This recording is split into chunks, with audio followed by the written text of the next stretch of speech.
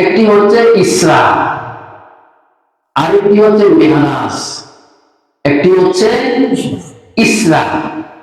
এই জন্য আল্লাহ সুবহানাহু ওয়া তাআলা সুবহানাল্লাযী আসরা বিআবদিহি লাইলান মিনাল মাসজিদুল হারাম থেকে ইলাল মসজিদে আকসা পর্যন্ত এই ভ্রমণকে বলা হয়েছে ইসরা। বিআবদিহি লাইলান মিনাল মসজিদে হারাম মানে বাইতুল্লাহ থেকে শুরু করে বাইতুল মুকাদ্দাস পর্যন্ত যে ভ্রমণ, এটাকে বলা হয় ইসরা।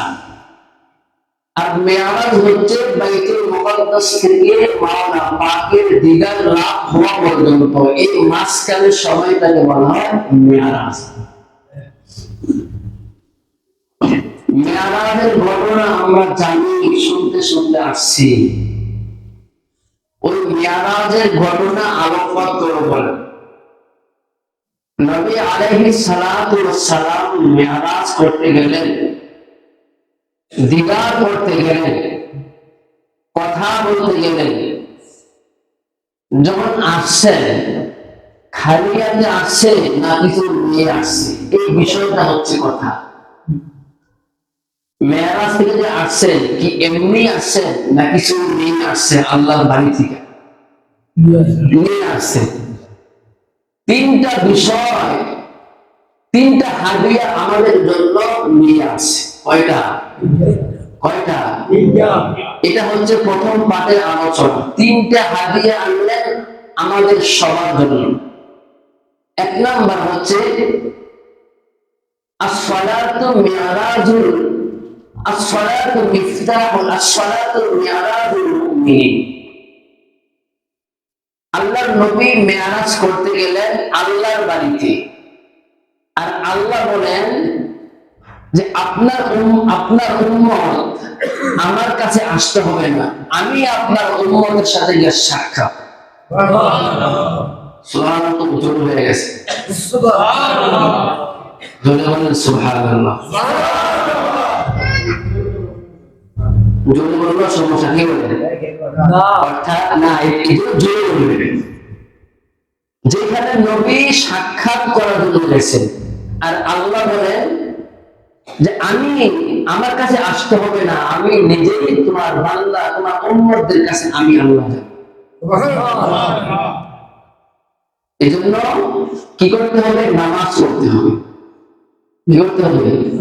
নামাজ পড়তে হবে। নামাজ যতবার পড়বেন, যতবার পড়বেন, ততবারই আল্লাহর সাথে আপনার দিদার হবে, সাক্ষাৎ হবে। আমরা যখন সিজদা করি, নবী বলেন উম্মত আল্লাহ সুবহানাহু ওয়া তাআলা কুদরতি পায়ের মধ্যে সিজদা করে। তো নামাজ হাদিয়া শুরু এক নাম্বার, হাদিয়া নামাজ। কত ওয়াক্ত নামাজ? 50 ওয়াক্ত নামাজ দিলেন হাদিয়া। কত ওয়াক্ত? 50 ওয়াক্ত। আমরা করি কয় ওয়াক্ত? 5 ওয়াক্ত। আসার পথে সাক্ষাৎ হইলেন মুসা কালিমুল্লাহর সাথে। মুসা বলেন কি আনছেন হাদিয়া উম্মতদের জন্য? 3 জিনিসের এক জিনিস হচ্ছে নামাজ। কয় ওয়াক্ত নামাজ? 50 ওয়াক্ত। হযরত পয়গম্বর মুসা আলাইহিস সালাতু ওয়াস সালাম বলেন আমার উম্মত অনেক শক্তিশালী ছিল, তারপরও 50 ওয়াক্ত নামাজ তাদের উপরে আল্লাহ নির্ধারণ করে নাই, ফরজ করে নাই। কয় ওয়াক্ত নামাজ? 50 ওয়াক্ত নামাজ ফরজ করে নাই। ও জমানের নবী শুধুমাত্র কেবলমাত্র 3 ওয়াক্ত নামাজ ফরজ করেছেন। সকাল বেলায় 2 রাকাত নামাজ ছিল ফরজ, জোহরের সময় 2 বেলা নামাজ ছিল ফরজ, আবার আসরের সময় শেষ বিকালে 2 রাকাত নামাজ ছিল ফরজ। মোট কয় ওয়াক্ত? 6 ওয়াক্ত। করে কয় রাকাত? 3 ওয়াক্ত 6 রাকাত নামাজ ফরজ ছিল, তাতে আমার উম্মত পড়ে নাই। আপনার উম্মত থাকবে দুর্বল। কেমন করে গো? আপনার উম্মত 50 ওয়াক্ত নামাজ পড়বে, এটা পারবে না। আপনি যান কমাই আনেন, এটা আমার অভিজ্ঞতা, এটা আমার অভিজ্ঞতা। 3 ওয়াক্ত 3 বেলা নামাজ মাত্র 6 রাকাত, এটাই পড়ে নাই। আপনি কেমনে পড়বো 50 ওয়াক্ত? 3 ওয়াক্তের কম আনবেন, 1 হইলে ভালো, 2 হলে চলে। দিছেন কয় ওয়াক্ত? 5 ওয়াক্ত। আল্লাহ দরবারে গেলেন 5 ওয়াক্ত নামাজ থেকে। তারপরে আল্লাহ সুবহানাহু ওয়া তাআলা একটি আয়াত কারিমা তিলাওয়াত নাযিল করলেন। একটি আয়াত কারিমা, মা ইউবাদদালু কাউলু লাদাইয়া ওয়া মা আনা বিযাল্লামিন লিল আবিদ। মা ইউবাদদালু কাউলা, ও আল্লাহর নবী, আমি আল্লাহ সুবহানাহু ওয়া তাআলা জবান দিয়ে যা বের করি এটা কিন্তু বিফলে যায় না গো নবী। নবী গো,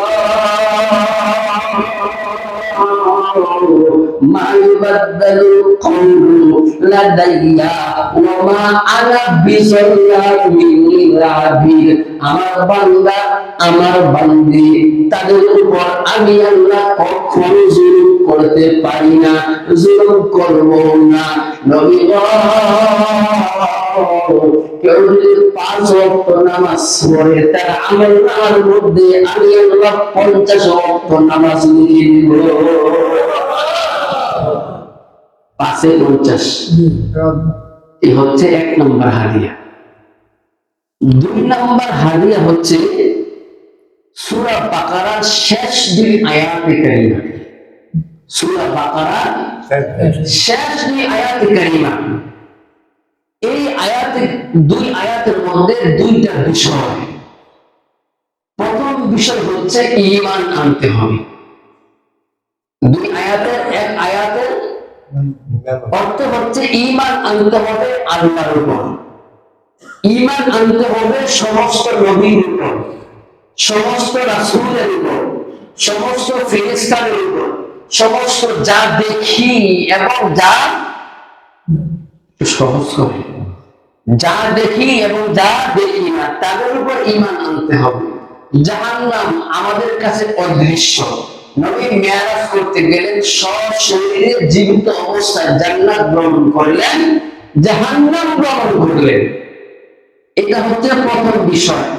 দ্বিতীয় আয়াতের মধ্যে তার অর্থ হচ্ছে বান্দা আল্লাহর কাছে কিভাবে চাবে।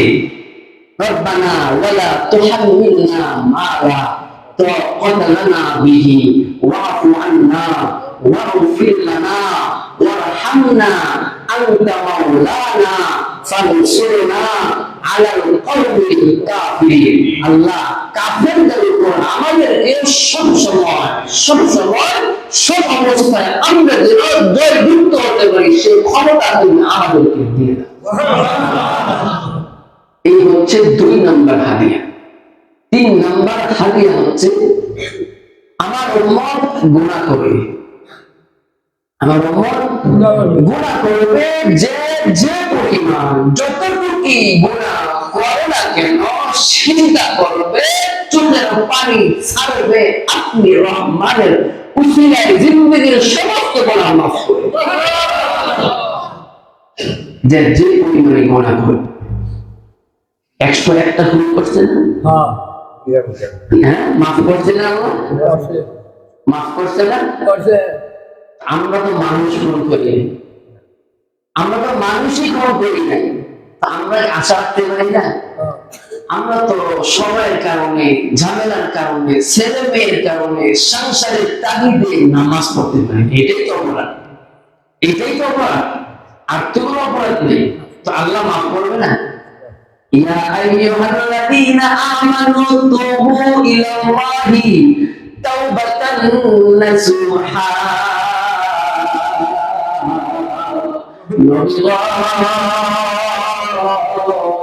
তুবু ইলাল্লাহি তাওবাতান নাসুহা, আমি ওয়াদা করলাম গো নবী, আপনার উম্মত যে পরিমাণ যতটুকু গুনাহ করো না কেন, আমি আল্লাহর কাছে তওবা করলে মাফ করে দিব। তবে কোন কাফেরদেরকে মাফ করবে না, তবে কোন কাফেরদেরকে মাফ করবে না। আমরা কি কাফের না মুসলমান? মুসলমান বিদায়ী তো আমরা মসজিদে আসি, মুসলমান বিদায়ী তো আমরা নামাজ পড়তে না পারি, আফসোস না। কি বলেন? একটা বেনামাজি ধরলেন, সে আফসোস করে পড়তে পারি না, এই সমস্যা ওই সমস্যা, দোকান আছে, গাড়ি আছে, বাড়ি আছে, নারী আছে, ওজোর পেশ করে। সে কিন্তু সিরা টান দিয়ে এই কথা বলে না, নামাজ পড়বো না বলে না। আমরা মুসলমান, ওজোর দেখাই আমরা।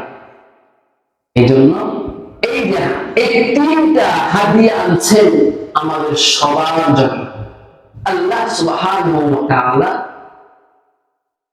এই যে তিনটা হাদিয়া আমাদের জন্য আছে, এক নাম্বার আমরা নামাজ পড়ব, দুই নাম্বার দোয়া ঈমান করব, দোয়া করব আল্লাহর কাছে খুব বেশি পরিমাণ, তিন নাম্বার ইস্তিগফার, ফাকুল তুস্তাগফিরু রাব্বাকুম ইন্নাহু কানা গফফার। আর তোমার প্রভু তো রব, তোমার প্রভু তো আশরাফুল মাখলুকাতের রব, স্রষ্টা, খালিক।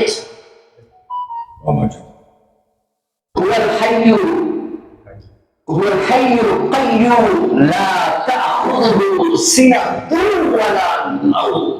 আরে তোমাদের জন্যই তো তোমার রব ঘুমায় না, তন্দ্রার মধ্যেও যায় না। তোমরা চাইবে গভীর নদীর মধ্যে, আমি আল্লাহ প্রস্তুত আছি। আর গুরিদ मैं क्या तो तैयार है, हर गुरीद मैं क्या तो तैयार है, जो न मांगे उससे तू बेजार है, जो न मांगे उससे तू बेजार है। দুনিয়ার মানুষের বৈশিষ্ট্য হইল, আমি আপনার কাছে একবার, দুইবার, তিনবার চাইলে আপনি নারাজ হন, আপনি বলেন তার স্বভাবটা ভালো না। কিন্তু আল্লাহ বলেন আমার কাছে না চাইলে আমি নারাজ হই, চাইলে আমি আল্লাহ খুশি হই। এই জন্য খুব বেশি পরিমাণ চাইলে তো কার কাছে? সবাই বলেন কার কাছে? আল্লাহর কাছে।